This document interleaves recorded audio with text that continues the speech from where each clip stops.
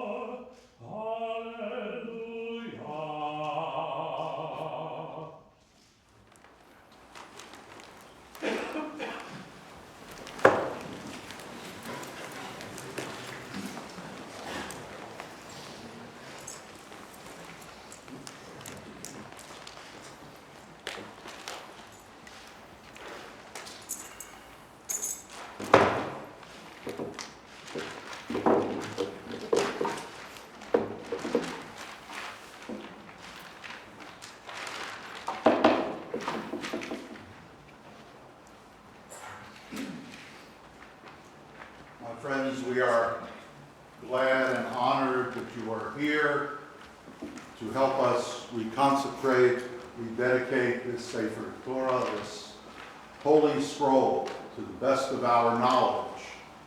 This is the first time that this scroll has been read since the end of the Second World War. And if you have had the opportunity to glance, at least momentarily, at the booklet that our congregation has created, we are ignorant. We do not know the community from which this scroll was stolen. We do not know the Jews who worshiped in a synagogue who were murdered where this scroll was housed.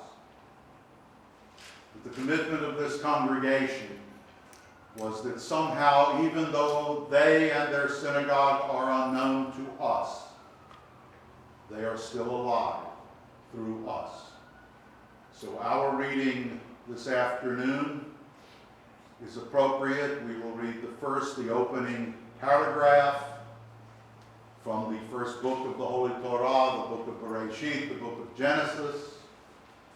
Doris Marriott will share with you its translation after we have read, and Cantor Siegel, to my right, will offer the blessings before and after the reading of this paragraph, as is appropriate in our tradition. I am of the opinion that somehow They know. Those who we do not know what we are doing this afternoon.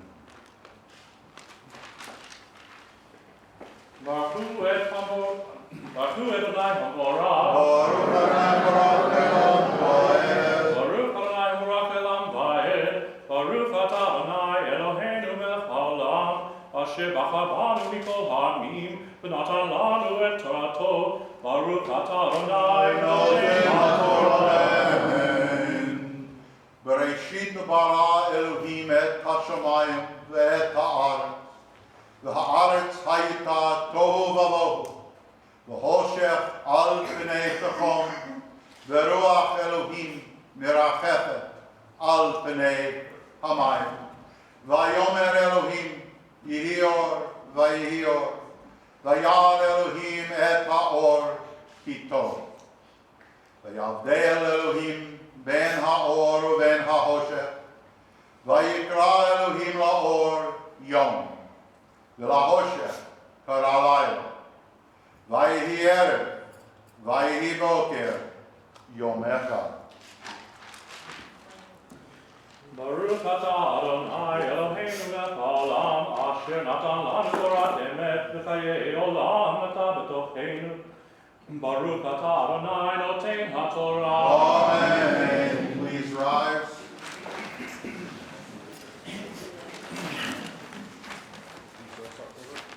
Zot haTorah asher sam Moshe lifnei bnei Yisrael.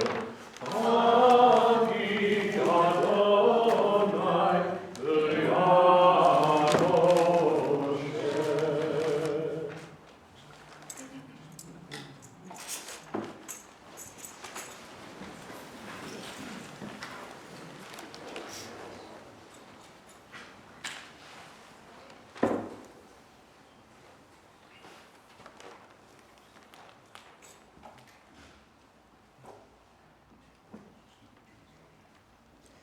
When God began to create the heaven and the earth being unformed and void, with darkness over the surface of the deep and a wind from God sweeping over the water, God said, "Let there be light," and there was light.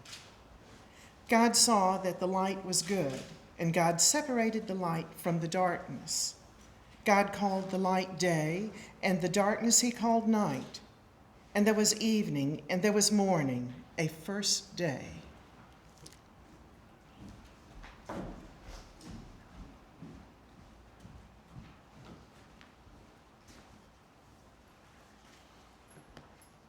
The El Malei Rachamim is normally heard at funerals and this Wednesday on Yom Kippur at the Yizkor service. And this particular version of the El Malei Rachamim is suited for the 6 million Jews plus that were lost in the Holocaust.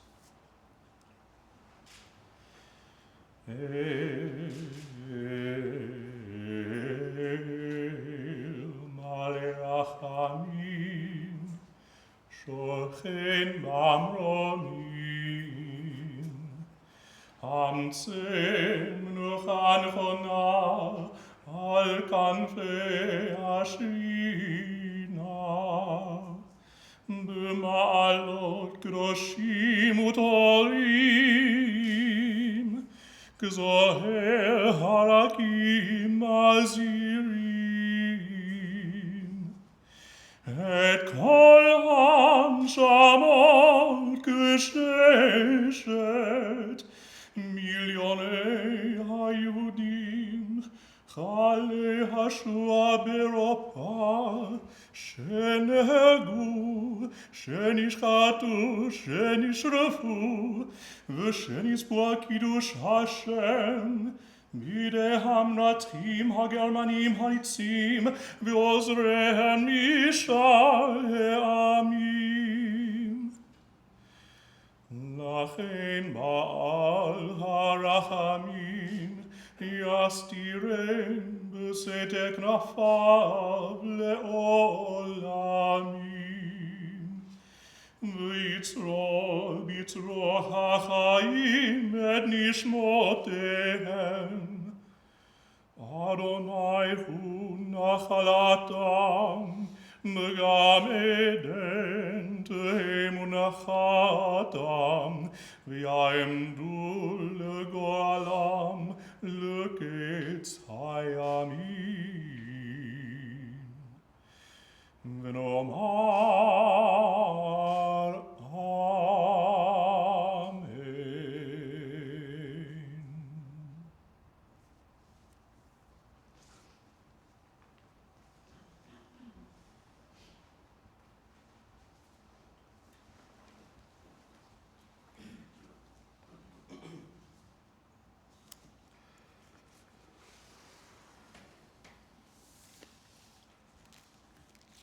This afternoon is very special, as I think you realize and have an understanding of how special it is for the members of Temple Emanu-El, our friends, our supporters.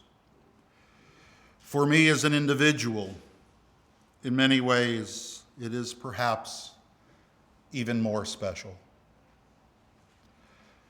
I've been a rabbi in Alabama since 1974, and I have been privileged to bring 4 such scrolls to the state of Alabama. 1 in Huntsville, 1 in Birmingham, 1 in Mobile, and now this one. But on this day, I want to share with you a bit of a reflection. And I want to tell you about an 18-year-old boy who shortly after World War II started, escaped from Germany with a forged passport, who fled to Italy, who lived on the docks by his wits and his fists, and never saw his parents again. He never saw any of his cousins except 2. He never saw any of his aunts and uncles except 4. He was one of only 8 survivors out of a family of over 150 Jews in Germany.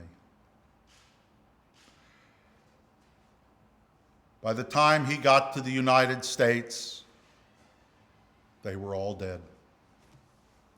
He lived with that knowledge all his life. And he died at age 60 of a broken heart. He came from a very religious family, a family that practiced their Judaism and took it very, very seriously. And he was raised in that world. And he never forgot what he lost.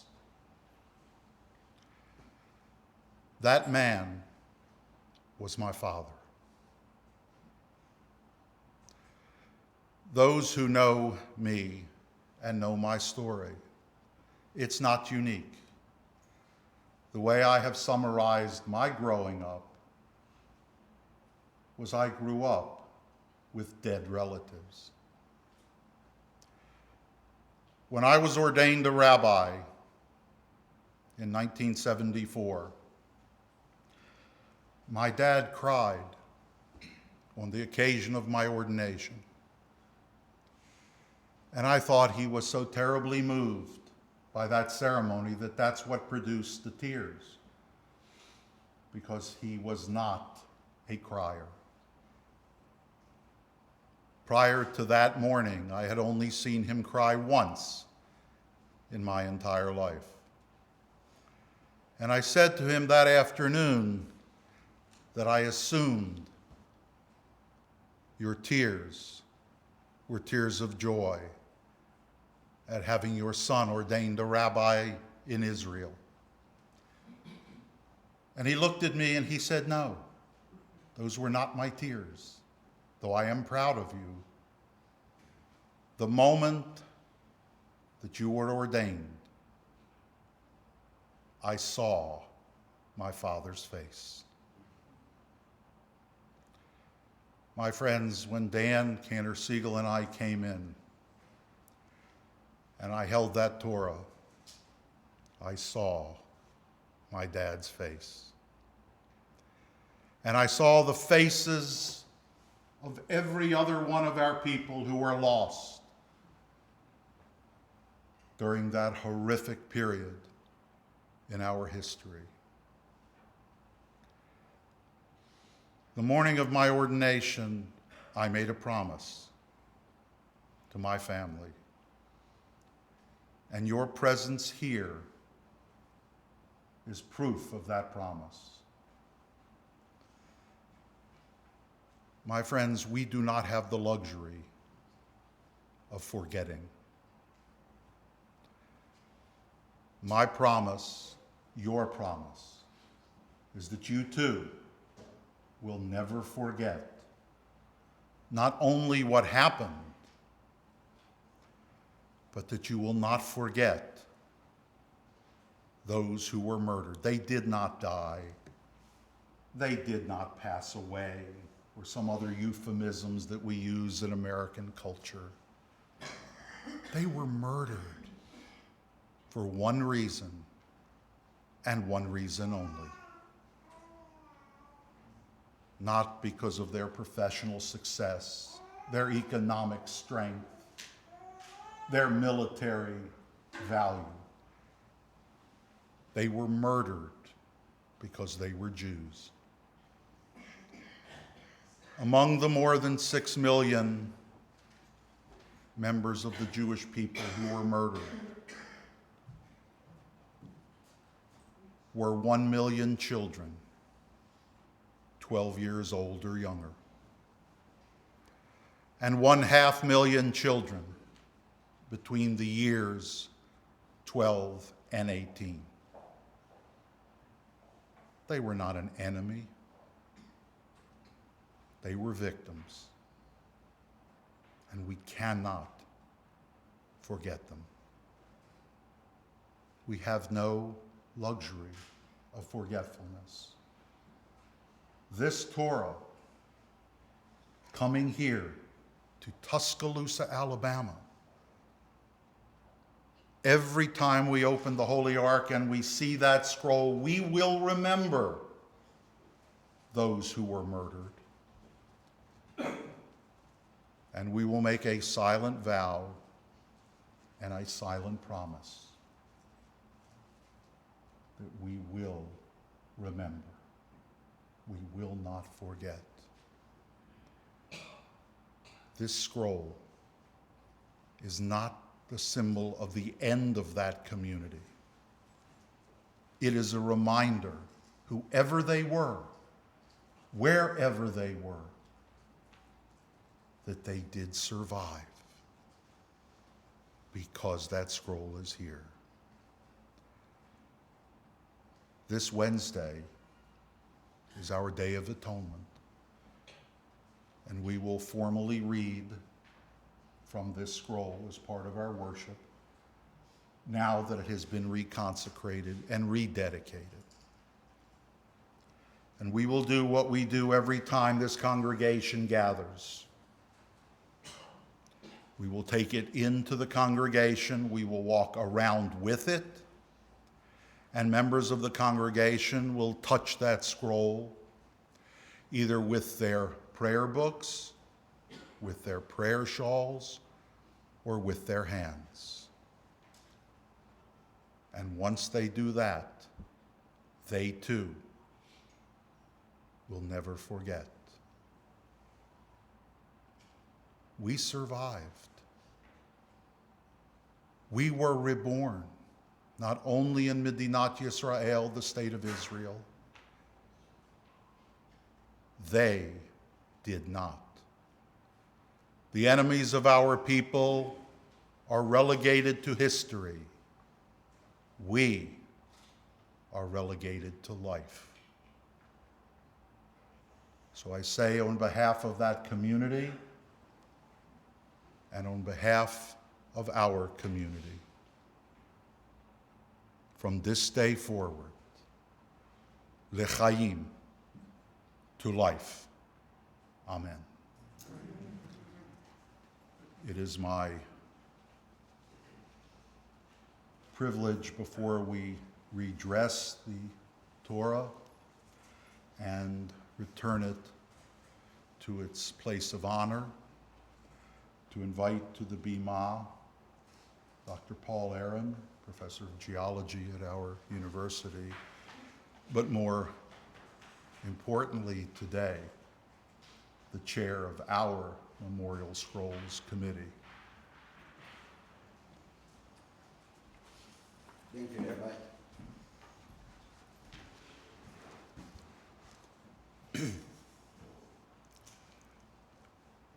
Congregants and friends of Temple Emanu-El, distinguished guests, I think that after the game of yesterday night, it is time that we share some good news. When the Czech Torah Scroll arrived at the Temple Emanu-El, we all embraced the significance and symbolism represented by a survivor of the Nazi plunder of Jewish life in Europe. However, when the joy and excitement abated, a number of more mundane questions were raised. What is the pedigree of the scroll? How old is this scroll? Regretfully, these questions had no answers at the time of its arrival. This is because, unlike many of the over 1,500 Torah Scrolls that were in the repository in an abandoned synagogue in Prague, most of these Torah Scrolls had a tag. As you know, the Nazis were a very organized bunch. So every Torah Scroll was marked with the synagogue and place and time where it was plundered. However, over the years, many of these scrolls were given away to synagogues around the world, and only 100 of the scrolls were left behind. And these scrolls that were left behind were what's called orphan scrolls, whose date and place of origin was unknown. So that's the situation as it stood at its arrival here. However, it is my distinct honor today to share with you an exclusive.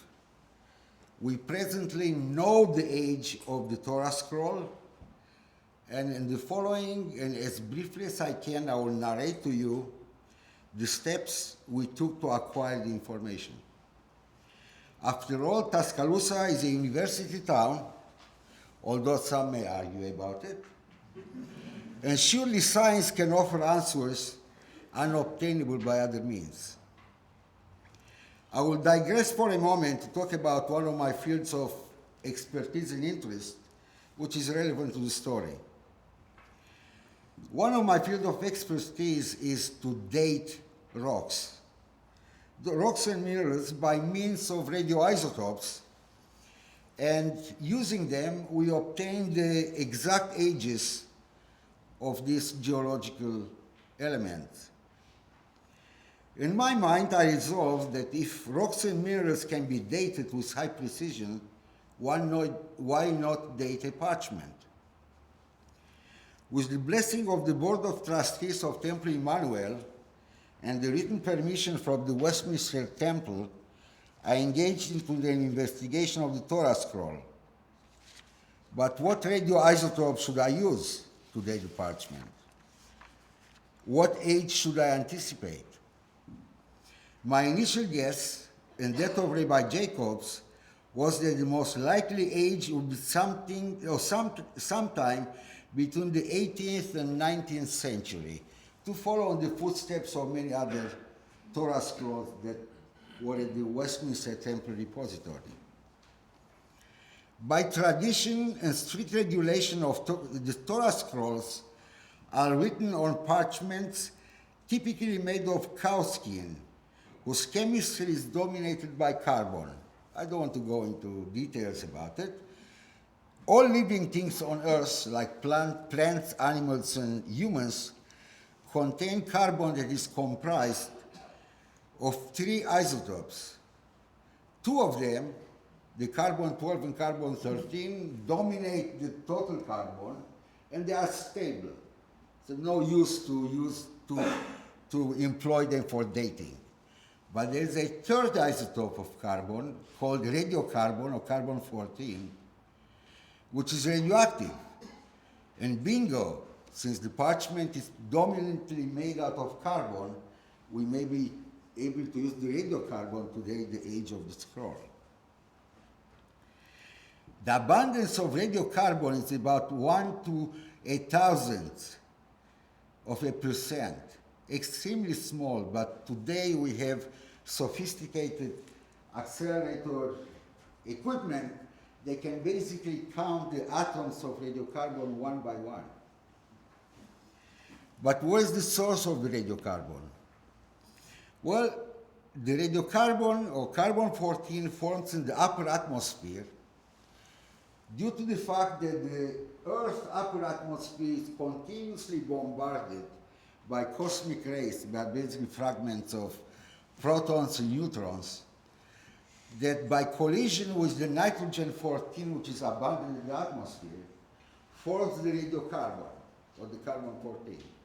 This carbon-14 combines with the oxygen in the atmosphere, makes carbon dioxide, mixes with the other carbon dioxide which is in the Earth's atmosphere, and then it's uptaken by plants during photosynthesis. And through the food chain, it goes all the way to the animals and humans. So all of us here contain this radioisotope radiocarbon. Why don't we glow at night? Okay? Why our health is not impacted by it? It's because it is such a minute amount that it's insignificant with respect to glowing and our own health. So, for as long as plants, animals, and humans are alive, there is a continuous exchange of this carbon-14 between us and the atmosphere by breathing, by eating, by all this. Now, when the object or the thing dies, then the system becomes closed, the exchange is discontinued, and the radiocarbon starts slowly decaying with a half-life, meaning half of the atoms decay in 5,730 years. So this basically is the essence of radiocarbon dating. I didn't want to throw a number at you, and then you will say, well, what kind of magic is this guy doing here? So by measuring the time-dependent depletion of radiocarbon in the dead object, assuming a constant level of radiocarbon that continuously forms and decays in the upper atmosphere, and with the knowledge of half-life, we can conveniently calculate the age of an object such as the parchment. In the early summer of 2015, Rabbi Jacobs and I performed a very delicate surgery on these Torah scrolls. We removed 2 minuscule pieces of the parchment, the size of a fingernail, from separate pages. The radiocarbon concentrations were measured at the National Science Foundation Accelerator Facility at the Woods Hole Institute of Oceanography, which is affiliated with MIT in Boston. In parentheses, at that time, I had a NSF grant that terminated on July 31st that required the use of the accelerator facility, so I kind of begged the people to let me do these 2 measurements for free. Each measurement is about $600. And they agreed. The 2 parchment samples yielded identical radiocarbon concentrations within the analytical error, and using the radiocarbon age equation and performing the necessary calibration, the parchment yielded an age centered on AD 1270 plus minus 45 years, with a range from 1223 to 1315, meaning that this Torah scroll that you see in front of you is 745 years old. Okay, we expected 18th to 19th century, and this one is 13th to 14th century. Now you can imagine how many episodes of the Jewish history this Torah went through till it arrived in Tuscaloosa, Alabama.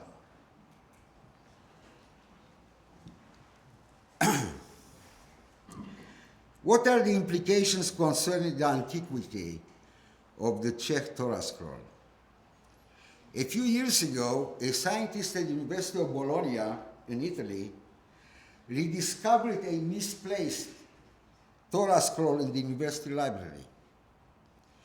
Using radiocarbon techniques identical to the one I used here,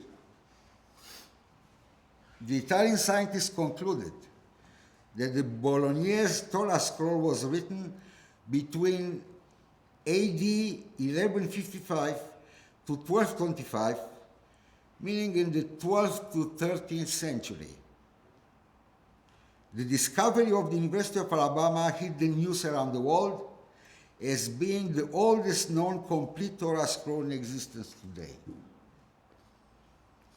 We now know that our Torah scroll was written about a century after the Bologna Torah Scroll, thus making it the second oldest known complete Torah scroll in the world, in Tuscaloosa, Alabama. Can you imagine that? Henceforth, our Torah scroll recovered from the ashes of Europe is not an unknown orphan anymore. It will be housed in perpetuity at Temple Emanu-El in Tuscaloosa, Alabama, and always be treated with the utmost care, love, and respect. Thank you. If there are any I know that at least in my profession there are always the naysayers. Okay? So I'm open to questions with regard to if anybody wants to question the validity of this Torah scroll being 750 years old. Yes? Being parchment, it would seem to me that there would be some way, well, number one, determining what is the origin of the parchment itself, from what plant. From what animal? The parchments are by tradition made of animal skin, Okay. either goat skin or sheep skin or cow skin.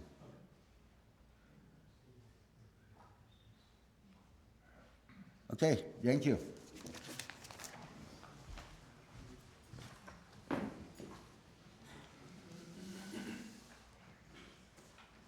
You can well imagine the shock that Paul and I experienced when he got the report that we are in the presence of a 750-year-old scroll used by generations of our people in Czechoslovakia. And you may very well be right. This may very well be among the oldest complete scrolls. What a history. What an opportunity. For those of you unfamiliar with the tradition of Torah scrolls, they are written by Sofrim scribes.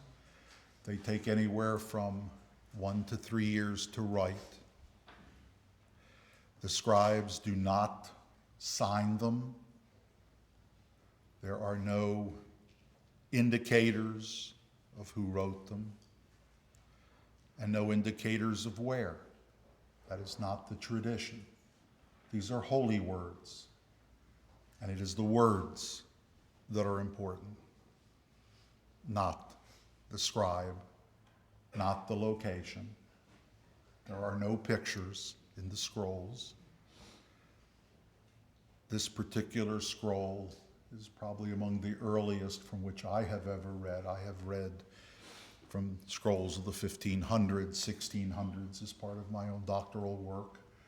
I worked on the Dead Sea Scrolls at one point, so I've read 2,000-year-old parchment texts. But as I said to you moments ago. What speaks volumes is not me, it's not my stories, it's not my family stories, it's not all the good work for which we as a congregation remain indebted to Paul Aaron for not only chairing our committee, but really letting Woods Hole have the privilege of participating. It is the kind of commitment that we have made. This is truly a sacred moment in the life of this congregation. And I hope and I pray that you will appreciate fully what that means. Paul and perhaps one or two others may be among the few people in our community who can read these words in looking at that scroll. God willing, there will be more in the years to come who will look at those words in that scroll and realize what we are doing here. So I want to thank you for joining us this afternoon, standing with us as we renew our vows of commitment. I said to you when I began sharing some thoughts that I have been privileged, and I regard it as a privilege, to bring 4 such scrolls to the state of Alabama. They are all precious, all of them. And they are now here. If one is a pessimist, one becomes immersed in the tragedy of the Holocaust. If one is an optimist, one reads holy words and remembers the generations that brought this scroll to us. Thank you. Thank you, whoever you are, for enabling us to continue the blessing of being Jews. Amen. I'm going to ask you to rise again.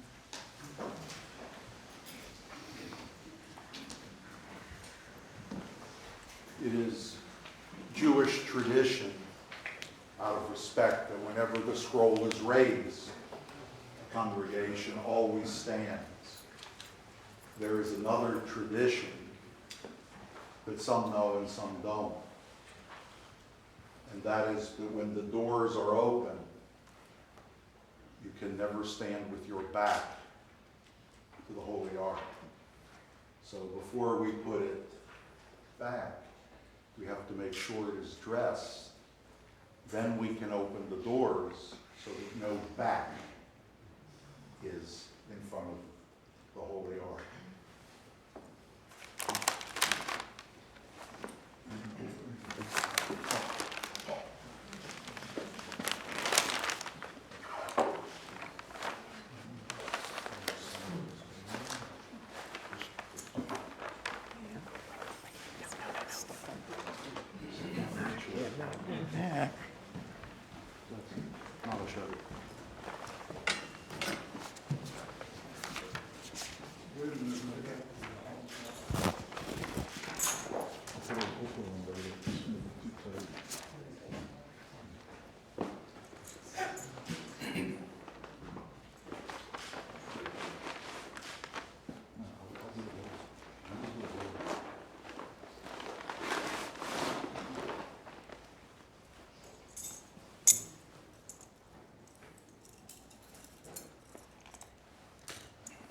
We have asked 2 of the senior members of our community to honor us this afternoon by opening the doors to the Holy Ark.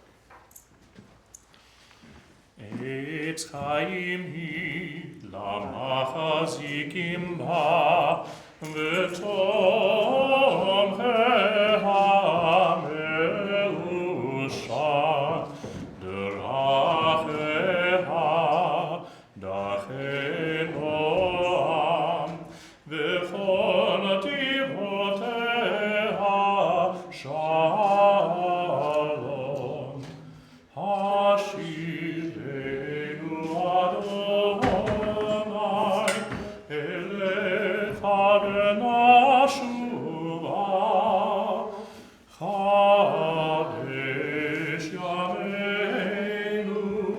Yameinu Kekele.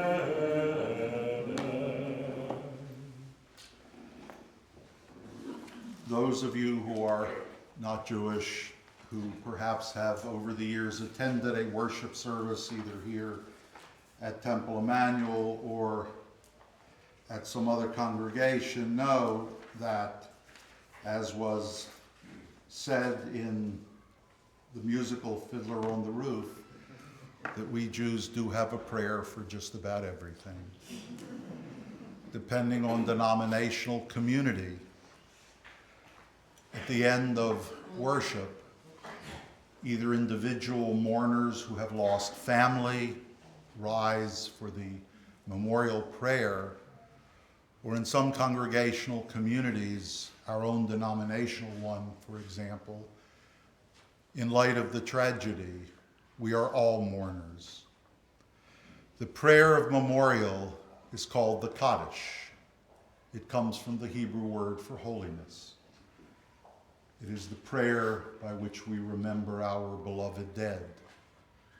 And yet, the word death does not appear in the prayer. There is no indication that the prayer is a reminder of those who have died. The prayer is a series of praises to God for the privilege of life, the gift that God has given us. Part of the prayer is actually from the 2nd century, 2,000 years ago, 1,800 years ago. It is an evolved prayer. Parts were added during the generations. But it is our tribute. It is said at funerals, by family. It is said if you are an observant Jew, you will say the prayer for a member of your family for 11 months after death. This is now more than 50 years later. And for all the joys that we have experienced since 1945, there is a part of this people that will always be in mourning. Those of you who know the prayer, please feel free to join me. Yitkadal v'yitkadash shemei Rabbah, v'yalma divrach yirutei v'yamlich malchutei, v'chayechon v'yomechon v'chayei dechol beit Yisrael, b'alala v'zman kariv v'imru amen. Yehei shmei Rabbah mevarach li'olam yomei omaya, yitvarach v'yishkavach v'tvar v'tromam v'yitnaseh, V'yitadar v'yitale v'yitalal shemei d'kudesha b'richu. Le'ela min kol birchata v'shirata. Tushbechata v'nechemata. Damiran v'yalma v'imru amen. Yehei shalom rabba min shemaya v'chaim. Aleinu v'yal kol Yisrael v'imru amen. Oseh shalom b'mromav. V'yaseh shalom. Aleinu v'al kol Yisrael v'imru amen. May the source of peace send peace to all who mourn, and comfort all the bereaved among us wherever they may be, as together we say, amen. Before we conclude with a final prayer, I want to do two things. One, I want to invite you to join us in the Hillel building to break bread together. And that's important too, that we do that act in defiance of those who tried to murder, as an affirmation that they were unsuccessful. And I want to concretize that with a final story. In 1994, I was privileged to give a paper in Berlin at a conference on the Holocaust. And my wife was with me. And we spent a week in Germany and then went on and spent a week in Poland. While we were in Germany, we went to the village where my father grew up, a village known as Zerbst in Saxony-Anhalt. Only 2 survivors from that village made it through the war. My father was one of them. I told my wife, I can't explain this to you, but when we get to Zerbst, we are going to have lunch in the restaurant. I don't care, good, bad, or indifferent. We are going to eat something in that town. And that will say, though you tried to destroy us, you failed. And I will tell you, it was among the most delicious meals during the entire time I spent in Germany. Yivarecha Adonai v'yishmerecha, may God bless you, and may God keep you. Ya'er Adonai panav elecha v'huneka, may God cause the light in your eyes to shine always more brightly and be gracious unto you. Yisa Adonai panav elecha v'yasem lecha shalom. May God continue to lift your faces to God's and bless all of you, all of us, with the most precious of divine gifts, the gift of shalom, in our hearts, in our homes, and in our world. Amen. Amen.